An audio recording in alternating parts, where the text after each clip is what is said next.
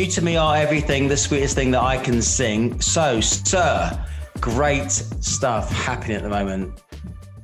And based on some amazing feedback from the productization piece. Yes. We need to have a word again, don't we? We're at that time. It's coming. This one has been coming for a while, actually. No. Well, here's one for you. What's the best product man ever made? 3, 2. Stella Artois. No, it's bleach, mate. Because you go to the shop, you buy it, you pour it down the toilet, you go back to the shop and buy some more. Pour it down the toilet, walk through. There's no middleman. There's no value, right? Oh, if only we could come up with a set of products that were that efficient. Before we start, I've actually got a bone to pick, but not with you, which makes a change. But we've got a brilliant videographer called Neil Kemp, who does all our video for us. He's brilliant, right? I'd recommend him to anyone. Yeah. However, I'm angry with him. And the reason for that is every time we do these, you get all the special effects. You get to turn into Gandalf. You get the man from Strictly Come Dancing shouting 7 in the background. 7 again. I haven't had any. So do you mean that if you don't load Ganley, how do you expect to get the shout out? Well, I don't want him to turn me into Gollum. You don't have any friends. If you turn you into Gandalf. But Neil, a word to the wise, mate. I want my own little effects package here. All right, just so. Well, let's leave that alone because people want to understand some gold here, my precious. Sneaky little hobbitses. So we've been fighting around this whole thing. So the question for PG Tips today is, and I will ask you, and we are going to fall out. Trevor Pinder, yes. How many products should any recruitment business have? 3. Irrefutably 3. Wrong. Okay, please give us a heads up. What do you think they should be? 1 perm, 1 contract, 1 TAS. So 1 talent as a service for those that are not in the initiated, 1 outsource in-house product to those that are not in. Trevor, how long have you been in recruitment, mate? 25 years. Brilliant. So in all that time, you think people can only be good at 3 things in recruitment? No, they have to be good at 3 things in recruitment. Registering brilliant A-grade roles, selling properly matched profiles, and getting first interviews where you need them. Okay, well, you should, just in fairness, ask me the same question. Gary? Yes, mate. Let's say, for instance, you were opening an agency. Hang on, that's not the same question. Gary, how many products should we have within our recruitment businesses? As many as you need, mate. You can't create a smorgasbord. You create too much choice, people don't buy. If you don't create a smorgasbord, then the sector never moves forward. Because you're always doing what you've always done. Do you know what? Interestingly, once again, we could be talking about the same thing, but coming at it from different angles. Allow me to explain. Your contract product has several different features that will benefit your client, and you can bespoke it up and down depending on what they need. It's like the BMW methodology, right? You walk into a BMW garage and try and buy a BMW. All you'll get is the wheels, the steering wheel, and the badge. Everything else is an additional extra, but it's still just a BMW. So you can have 1 great contract product that features lots of different bespoke elements that you can charge percentage points on or cash elements on, but it's fundamentally 1 base product that we can move in and out of. I totally come at all of this from a different perspective. I think anybody's product range should be devised and spirited and driven specifically to answer a question from the customer. So what is the challenge that your product solve? Right. The worst product range in the world starts with gold, silver, and bronze. Right. So the more you pay us, the more you get. Because we didn't have bronze because the fire never worked, and we couldn't afford gold, so we always had the silver caravan on the camp. Well, the nice thing about silver is actually it's a pretty decent investment right now, right? But on the grand scheme of things, you'd never have a 3-tiered product offering. I always think that when you're not supposed to ask customers questions anymore. You're supposed to know the answer. if you're very smart at insight selling, you would always understand what their drivers are and what their challenges are. If you can then position yourself to answer the question that they were just posed at the recent board meeting, then you are onto a winner, my friend, because you're doing something totally different. Look, we could challenge this all day long, but personally for me, you have a key hire product where you charge an absolute fortune with a long-term free replacement. You have a bundles offering on these are all perm, a bundles offering where you would take half the money up front, but you would build a perpetual talent pool.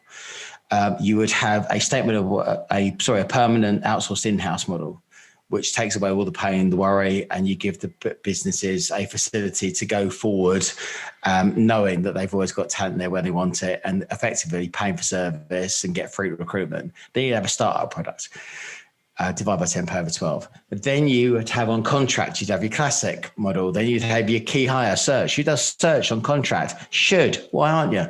Then you'd have your statement of work piece. Then you do your total sort of parachute in mixture of temp to perm, contracts, key hire, that whole piece. The issue is, TP, me and thee can moonwalk in, tap dance around a customer and foxtrot out of that room. Most people can't. The one thing that I'm guessing that we will both agree on, your product range depends on who's selling it. I couldn't agree more. Can I just take you to another angle though, right? When I came into recruitment 25 years ago, the job of the marketeer and the job of the recruiter were this far apart. My opinion now is they're about that far apart. They're so close, I've invented a new word, the raconteur. You can keep that. You can keep that. So, now, you had me, because when you started talking about coming from a different angle, I was looking at you, all I was thinking about was angle grinder. Neil, knock yourself out.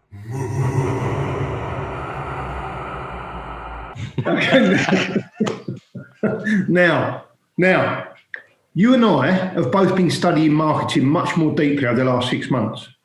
And what we both realised is that there's a huge saying in marketing called the power of three. Earth is the third rock from the sun. There were three stooges, okay? Gold, silver, bronze, hot, warm, cold, A, B, or C. Therefore, there's a huge amount of psychology attached to marketing against the power of three. First, second, and third. They'll have different letters after them. ST, ND, RD. The rest of the numbers have just a TH. There's a huge amount of marketing power behind the power of three that you're missing out on here. Therefore, I think it's first round to me. I'm not giving it you. So, given that the whole world, you like that, didn't you? You did like that. Yeah, I did like that. You missed, mate. You got a bit on your chin. Well, I want to go a white beard like you and get white glasses. The other one, right? So the guest, I knew this was just going to be a row. Personally, I think the whole drive towards 180 is sensible, obvious, and what's going there. If you have business champions. I can't, well, I've got lots of people I'm working with lots of people who are saying some amazing solutions. Excuse me. Each one of those is absolutely unique in itself, the way the proposition's been put together. It's unfair to expect a recruiter who's got 18 months under the bonnet to be able to sort of fathom that and understand the commercial reality of it, let alone put it together, and then operationally have the impact within the company to say, I've just landed a whale. You know, there has to be both that internal communication, there has to be that repository of really good insight and intel, and there has to be the ability to plug in to somebody else's brain to go, like they plug into R2D2 to come up with something which is fucking on point for that solution. Yeah, I think that the answer to the question is, how many products should there be? I still think I'm right in that it's an infinite number for an infinite number of problems, but you have to just be truly agile. From a recruiter's perspective, it's understanding what will what you have in your armory to get a customer to say yes, and the scope and remit you've got. The more service features that you have in your products, your basic products, your classic, your contingent products, the more things you get to give away before you start talking about margin and percentages.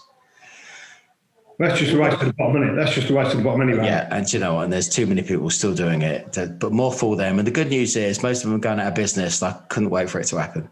But on the other side of it is really smart people doing really smart things. And you spend your time working, with, I'm not saying grassroots, because you don't really you work with people on a proper, they might be sort of in their infancy in the sector, but they're on a proper trajectory, and they're people. So if anybody's really good as a prospect, and you want them to make them into, as the young David Beckham walks in, the young Maradona walks in, Ronaldo walks in, you're going to give them Trevor Pinder to make them the best they could possibly be, and just see if the business can keep up with them. Now that's amazing, but you do set your product suite up to suit the people who are selling it, but that doesn't limit the amount of products and solutions that you offer. Yeah, I want to say, you made some excellent points. I want to say three things. Firstly, it should be someone's full-time job in your business, if possible. So someone should be doing it 24/7, 365. They should be a product champion. Secondly, really interestingly, this will go out into LinkedIn world, and half the people that run agencies won't have a clue what we're talking about. All right? It's true, isn't it? Half the people will go, what's recruitment product? What's that? Thirdly, the risk you run of having multiple products is that your marketing asset changes from being something that's really dynamic to being like an instruction manual for a microwave. Shut-ding! I love you.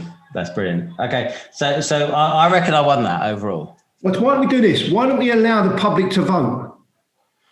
Well, no, because you've got more friends than me, because I think the public are idiots. All right. Well, okay, look. Anything over a 5, it's GG. Anything under a 1, it's Trevor. Oh.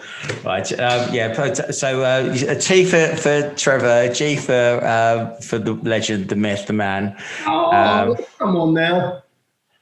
No, so do you know what? In which case, I wouldn't fight with you. It's all about Trevor. I love you, man. Right, thank you, brother. Thanks again. See you soon, mate. See you soon, my man. Right, high five. What?